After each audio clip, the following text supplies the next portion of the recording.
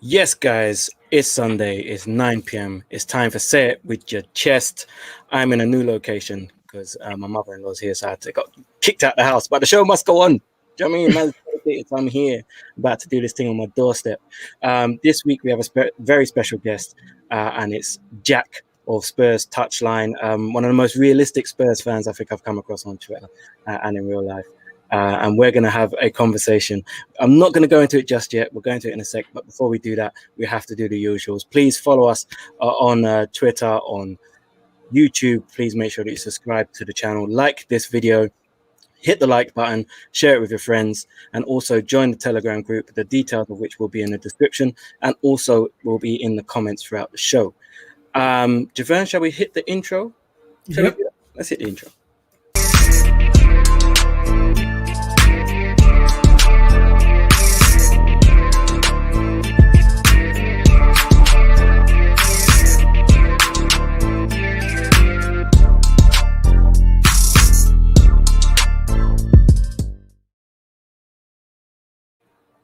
Boom, say it with your chest. And Jack, now, if you would just please explain to the people what it is that you are willing to die on this hill for and why you've come to that conclusion.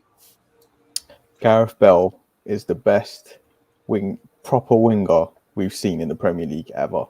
The stuff he can do from that position, from that left-hand side, no one else is capable of doing the variety of things he could do from one side, from one part of the pitch, and the dominance, the creativity, the clutchness of this guy from one wing, insane, and it's allowed him to move into central positions. That is why I think Gareth Bale is the best winger the Premier League's ever seen.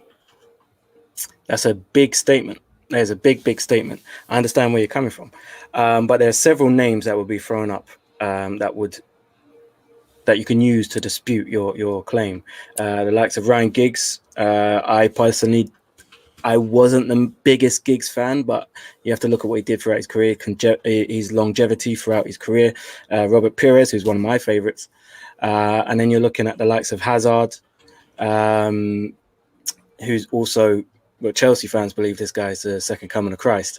I think Hazard was great, but I think sometimes the conversations that are being had about him are a little bit OTT.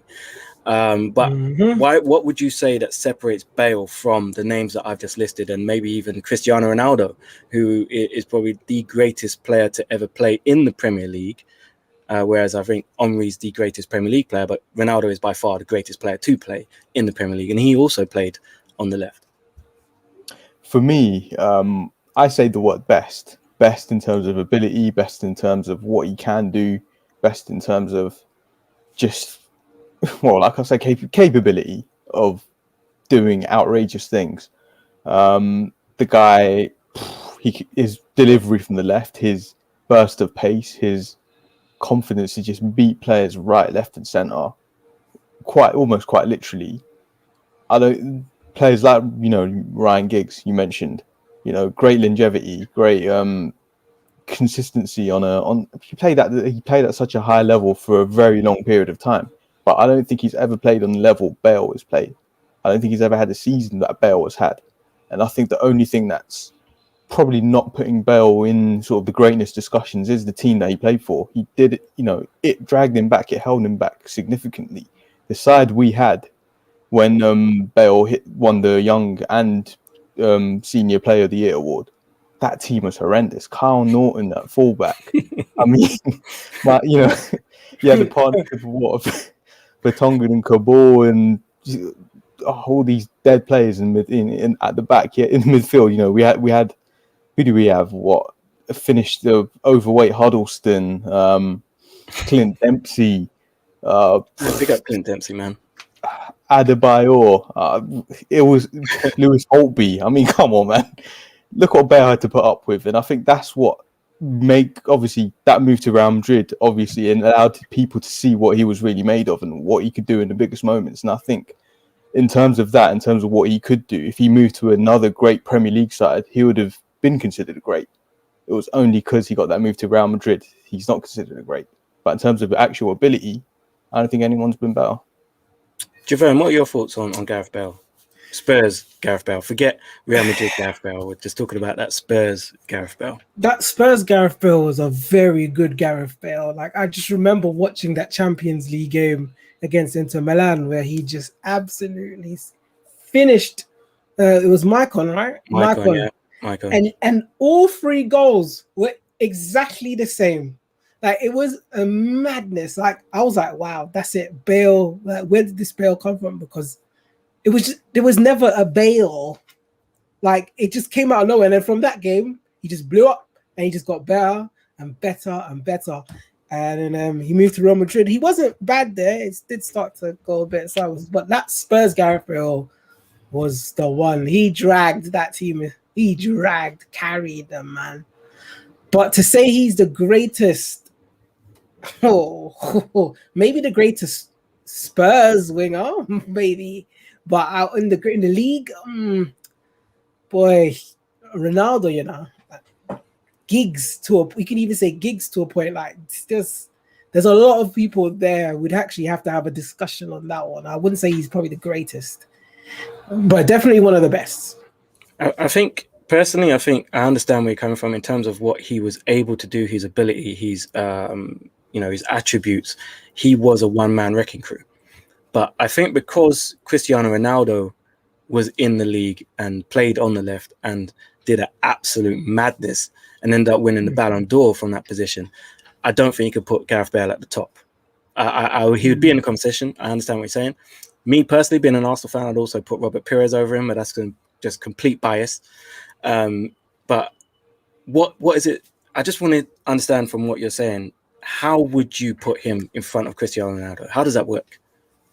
When I say wingers, I mean someone that's got their chalk on the boots and is doing the things he could do from out wide. And whilst Ronaldo could do great things from that wide position, he always drifted in more centrally, and that's where his greatness came from. That's where he did all his magic. He got all his goals. He, absolute clutch player. Some of the goals he scored, sensational.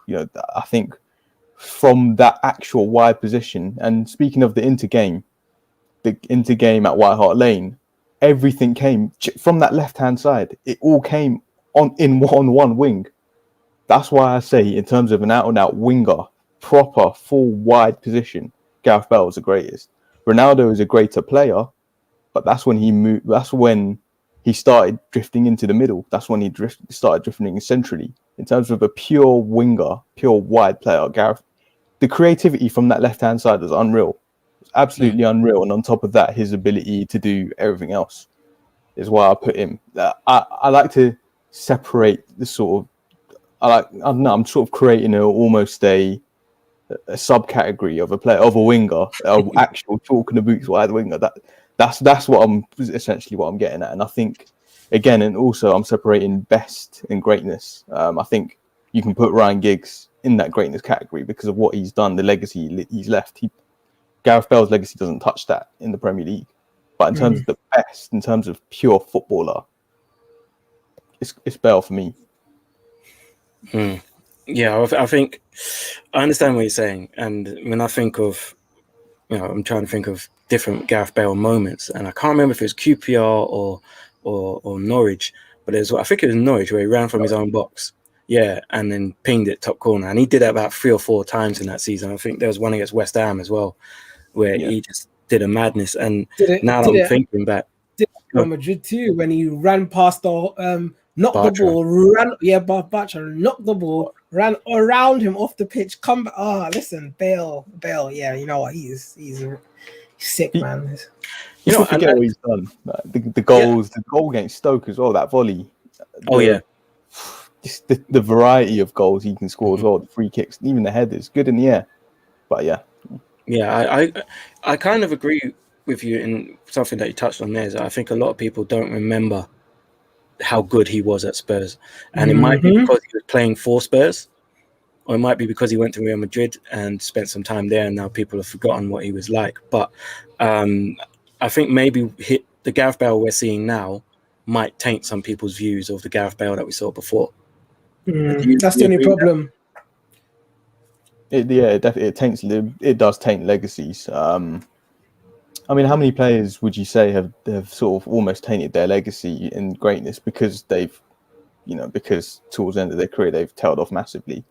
I can't think of any off the top of my head right now, but we can't use that. You can't forget how good he was, and again, people forget the impact he had at Real Madrid. He scored 2 Champions League final winning goals. And the goal he scored against Liverpool. I mean, the greatest Champions League goal ever, arguably. And obviously, what he did in other cup finals, like you said, the one against Barca, when he completely demolished Marc Bartra, and the variety of goals, the clutch moments, and we have this argument about. I've had this argument on Twitter with Chelsea fans about him and Hazard, and I mean, come on, like Hazard can't even score a outfield knockout goal in the Champions League, so how can you compare the two? That's in terms of best. Also, Bale has all those attributes on top of his clutch moments. So yeah, I think people just need to remember. Yeah, I think that's a good comparison, Bale and Hazard, because I'm a fan of Hazard. I'm not going to say that I'm not a fan of Hazard, but what I'm not a fan of is people just pushing him to this level that I don't think he's at. I think he was great, but I think he didn't ever want to be the best, and it showed in his performance. He was just happy to play football. But someone like Gareth Bale, you look at where he started as a left back at Southampton, and he was terrible as a left back at Tottenham for a long time, and you saw the work they put in to become this absolute man beast, this like powerful locomotive train. Yeah, that's what he turned into, because he was a little scrawny left back. He was fast. I haven't heard that word in a long time. Like, you look at him like as he got older, and he became this powerful guy. You know what I mean? And that kind of helped him to become what he was. So I think I have to respect him for that as well, in the growth and in his game in quite a short space of time, because there was talk of him being sold from Tottenham. He didn't win a Premier League game for 2 seasons. Every time he started, he had an injury towards 2009, the beginning of 2009 sort of thing. And we would have been happy if he left. We wouldn't have, batted an eyelid. And then suddenly, I think in that FA Cup run we had to the semi-final, which we shouldn't have lost, we stupidly bottled. But that was sort of almost the beginning of Gareth Bale's form rising. What was his name? Harry Redknapp. Didn't he move him up to left wing? Yeah, it was. He said, "Just move you up to left wing," and that was it. Yeah. We wanted to accommodate him and Asu Okoto on that left hand side, because Asu Okoto was clearly was our more favoured left back. Damn, that name. That guy. That guy. He shit. Openly admitting he didn't enjoy football, but yeah. And since then, I think he scored winners against Chelsea and Arsenal at White Hart Lane, and that's when he started growing. And then that Champions League game against Inter, the 4-3, he announced himself. That's where he really announced himself. Yeah, after that he became a terrorist, because he literally used to terrorize teams. So he was basically a terrorist on the football pitch. I want to speak to you about the Super League as well for some point, but just for now, I just want to get from you, let's say your top 5 left wingers, just left. And in order. Give me an order as well. Gareth Bale. Mm-hmm. Eden Hazard. Robert Pires. Ryan Giggs. And David Ginola. David Ginola, yeah. See, David Ronaldo. With Ronaldo, I say right winger. He was more on the right at Man United. Let me move centrally. Yeah, I'd also like to put Damien Duff in there. Someone shouted Damien Duff out in the comments, and I think Damien Duff is a very underrated player. Like, if it weren't for Damien Duff, I'm pretty sure Ian Robin wouldn't be the player he is, and I stick to that. And one day maybe I'm going to do a Say It With Your Chest where I just talk about that, because I do think Damien Duff was an inspiration to Ian Robin in the Chelsea days. But let's talk about the Super League for a bit, because that was just announced today that 6 English clubs, I think it was 6 or 5 or 6 English clubs have decided that they're done with the Premier League. They want to go Europe and make some money and just stay rich. And lo and behold, Kroenke is part of it. Who would have thought? But Spurs are also one of those teams. And as I was saying off air, when I read that, my whole thing was, why would we be in a Super League as bad as we are? And why would Spurs be there having no recent success? Or, what were your thoughts on that? It's financial. It's clearly financial. We've just been the sort of the list for the richest clubs in the world was announced, and we're in the top 10. So that tells me it's financial. Because if we weren't, and if obviously the footballing stuff remained the same, we wouldn't be in this league. It's purely entirely financial. I think we can generate. Obviously, the sort of the global position of the club has grown since the NFL branding, and obviously since the Champions League runs that we've had. And yeah, I think, and also being based in London definitely helps. So yeah, I think that's the reason why we're in it. We're gonna get slapped. We're gonna get slapped relentlessly if we do. We'll be like, it's gonna be like the NBA format, isn't it? We're gonna be like the New York Knicks, just slappings right, left, and center. Arsenal will probably be like Utah Jazz. Yeah. This is why when Arsenal fans say, "Oh, we need to get back in the Champions League," I'm like, let's wait. Let's just wait, because if we're in Champions League now, we're getting embarrassed in the group stages. So I'm the same. If we get to like European Super League, we're going to be the bottom of that thing. It's going to be fighting out for who's going to be second from bottom between us, yourselves, and AC Milan. Do you know what I mean? That's it. Javon, what you? I just want to understand why everyone is losing their minds over this, especially. Obviously, we're gonna touch on this tomorrow as well. But I just want to know why everyone's losing their minds. So, for example, they're proposing the Super League, and they're saying they still want to play domestically, and then they have this on Wednesdays. Why not? What's the problem with that? It's because it's the fans are losing out. Do you know what I mean? If there's like a European Super League, all this, you're not going to be able to see your team play just at the other end of the country. You're going to have to travel bare. Do you know what I mean? How many tickets are going to be available? How is it being? So they're not going to play at home, televised? For example. Yeah, they'll be home, but there'll also be a whole heap of away games. And also merit as well. And there'll also be a whole heap of home games as well. Like, if there's not as much.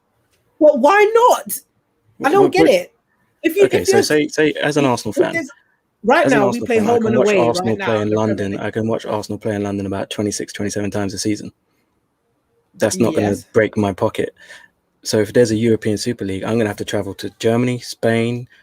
Well, you don't have to. You choose to. But that's the point. Like, just watch the Premier League. Just only go to the Premier League games and only go to the ones that you can afford at home of the European Super League. Like, do you work for UEFA? No, I don't. But personally, for me, like, I don't know why everyone's losing their shits. Like, it's all I'm seeing is pure hatred on the timeline. I'm like, why is everyone losing? Let the games play. It's basically Champions League, but without someone else. It's just but you're removing the merit aspect of the game. Your teams need to earn their way into getting into that Champions League, into playing European football, playing the top teams. But they can't though. They can't though. This is there's no relegations, nothing. It's going to be. They said there's 20 teams. 15 of them are always going to be in, and then the 5 would rotate. So I'm guessing the 5 who rotate, if you stay in, you stay in. If not, then you go out. Like, people can come in. Newcastle and all the other teams that want to come in can come in still. Newcastle ain't getting in there. They can still come in. With Mike Ashley, are you joking? Okay, fine, fairs. Hold on. So I hear what you're saying in terms of that, but in general, they're still gonna play domestically, so nothing gets troubled. People could still go. You don't have to go and watch the European Super Leagues if you don't want to. You just go and watch your Prem and Champions League. It's just legit Champions League. Champions League is abroad too. No, like, I'm so baffled. Why everyone is losing their nuts. The Super League is going to be a completely different type. I haven't seen the breakdown of how it's going to work, but I imagine that it won't be as simple as, we'll just play this on the thing. Do you know what I mean? It's like, you should be rewarded for winning your leagues and then having this competition. You can't just be, you got rich owners, so come play at our table. Where's the merit in that? Where's the spirit of competition? There's traditions that football should be held by. We get to see, like, Bayern versus Chelsea. Well, Bayern aren't going to be in it. Bayern and Dortmund No, refused but I'm just saying, for example, they say that now, but don't worry, they will soon come true. Like when it No. all goes, well, if this was to happen, they will go through. Because I'll tell you why. What will happen is they will say, nope, you can't join, domestics, and then fine, cool. Premier League will be gone if those 6 go. Like, who really, in the grains of it, cares about Leicester versus Burnley? And this is the issue. Who cares about West Brom versus Norwich Town, for example? Thousands of fans. No, that's are, the issue. But I hear that. But what I'm trying to say is those teams ain't gonna bring in what those top main revenue 6 are gonna bring. If Real Madrid, Atletico, and Barcelona leave La Liga and say, I'm gone, what the heck is La Liga going to be doing over there? Please. But that's the problem. That's the problem. It's going to increase the inequality of the clubs. The top teams are going to get richer. The lesser teams are going to have less of a chance to even go near that. But I hear that. But this is the point I'm trying to make. So if they don't threaten to do all of these things, then everyone's league keeps the integrity stays. If Chelsea, Tottenham, and all of them, man, they are still in the Prem, and Barcelona and Real Madrid are still in, what is the issue? If you don't want to watch those games or don't want to go to them, just don't go to them. And like every man there, like Gary Lineker and them, man, they're all screaming, "Oh yeah, it's a disgrace." And then when they receive their paycheck to do the commentary and hosting for the Super League, you're gonna see how they're gonna twerk for it then. I don't understand. And Sky and all them people, they're all gonna twerk for it then. But right now, everyone's mad. Like the problem everyone has is that when something happens that is unknown and they have no idea what's gonna happen, everyone panics, loses their shit. The whole Brexit thing. Everyone's panicking, losing their shit. Coronavirus when it first started, everyone's panicking. Well, I mean, that was pretty bad. I hear you, but I'm just but I mean in terms of everyone's losing their shit because they don't know, they fear the unknown. But now look, everyone's moving like coronavirus don't exist because they've lived through it now to know. Okay, it's not to live through it now so they know what to do because there's now data. And that's the issue. Everyone just has no data. They have no idea what's going on. They're confused. So everyone's just throwing the eggs. But this is the thing. This is the thing with what happened in 1992 with Sky.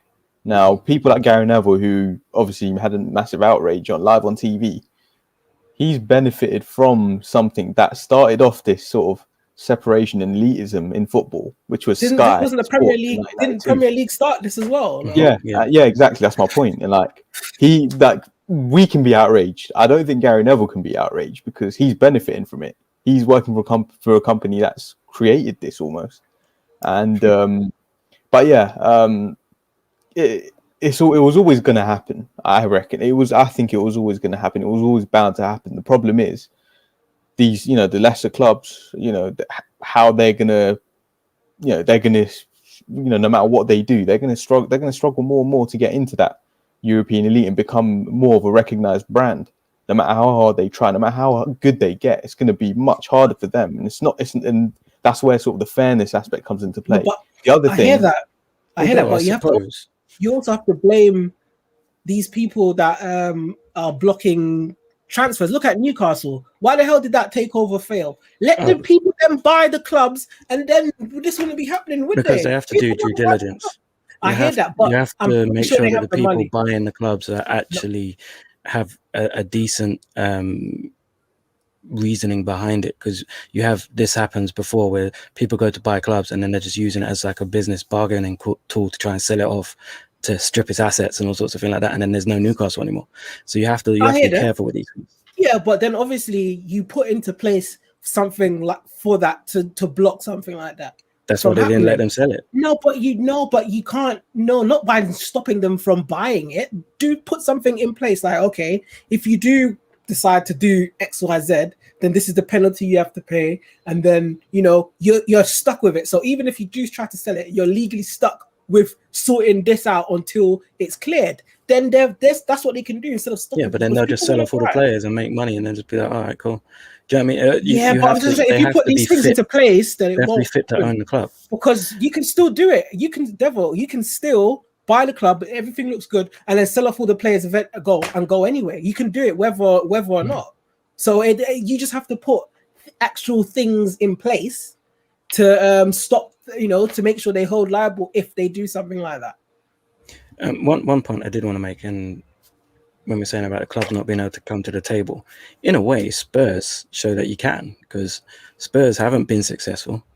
They've built their profile very well outside of necessarily on-pitch success, and they're now at the big table. So couldn't other clubs do that, or is it purely, do you think, because Spurs are a London club first and foremost? I think one thing I'll say is we got a bit fortunate in terms of Pochettino. With Pochettino, I think overachieved. Now that wasn't in the plans for ENIC. I don't think they intended for us to be in the Champions League 4 seasons running the way we did. I think they wanted a more gradual process towards that. So I think we've sort of leapfrogged our way up there, and then we're sort of dropping down off a cliff now.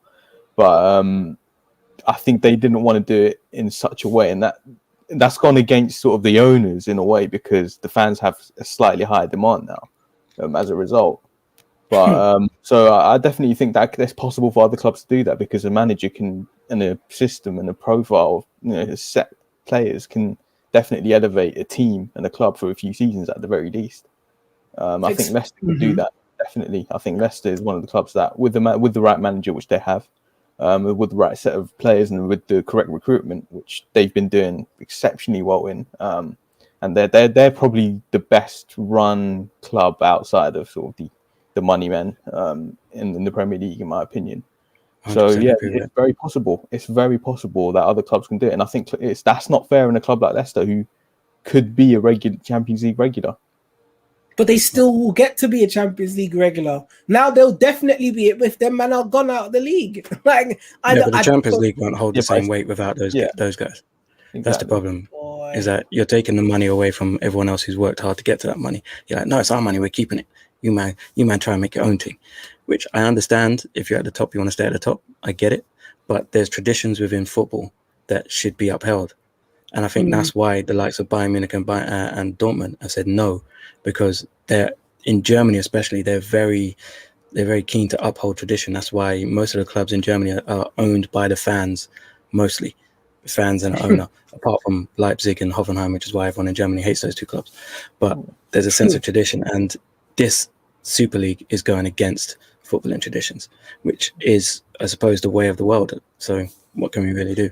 What will happen is, I'll tell you what will happen. I know what will happen is, if this does go ahead in Germany and Dortmund and Bayern, they will start to lose their players, because those players are going to want to play in the Super League, and it will only force their hand, and then they're going to be like, you know what, guys, I want a piece of your biscuit. Let me in. So they can do all they want to go. They're going to end up right there begging to come in if this was to happen. And also, to go into what you were saying about the other clubs can raise their profile, this is perfect, because if these men are now out of wherever and they're in this European Super League, these other clubs now can build up the profile. Managers are going to want to go and prove themselves at these clubs, raise themselves to be attractive to maybe getting a job over in any of those clubs. So, boy, there's so many possibilities. Everyone's just looking at the negatives. I know there are a lot of them, but there are also some positives from this too. And I see some comments there saying, "Oh, it's because we don't want to. It's going to get stale fast seeing Bayern and PSG." Listen, we see Barcelona versus Real Madrid all the time. No, it's never stale. So why is it going to be now stale if we're going to watch Bayern and PSG? This is what I mean. Like, the arguments for me are just all people just there. It's all from fear, because they don't know the unknown. Like, we don't know. This could be good, but because everyone's focused on how it could be bad, no one is actually looking. But obviously we'll go into this more tomorrow. Yeah, you got a point. All right, so let's wrap this up. Jack, thank you very much for coming on. And I actually agree with some of the points you made about Gareth Bale. It just sounds wild when you say it out loud, but when you actually break it down, in terms of his attributes, I understand 100% what you're saying. The guy was scary. Jack, if you just want to tell the people where they can find you and what shows you have coming up and whatnot. Yeah, just find us at Spurs_touchline. You can see the @ there. Yeah, we do a weekly podcast every Thursday, or whether it's a post-match reaction, preview, both. If you want to hear Spurs tears, you know where to come. We've got it. We've got it all. So yeah, just come watch us. All right, wicked. Thank Sorry, you very Devo, much. one last thing, Mhm. Devo. I keep seeing people tweet and in the comments saying all the big six have removed their pinned tweets. What was removed? No one has actually said what was removed. So I haven't got a I don't clue. know. Do you guys know? No idea. Have Hope's realist twin. Can you let us know before we while we end the show? Just type it in the comments quickly. Just quickly. We have to go. Line of duties. Gee. Yeah. No, plus I have to get back. I got a baby. But yeah, guys, thank you for watching. And once again, if you haven't subscribed, please do so. Subscribe to the channel, like this video, share it with your friends. We'll be back in the dugout tomorrow at 7 p.m. for our Monday show. Also, join the Telegram group. You can just hang out with us, chat football all day. We talk about all sorts of stuff in there. So join the Telegram group. It will be in the description box. And also, it will be in the comment section as well. Javern, I've had enough. We're going to go play the outro, my brother.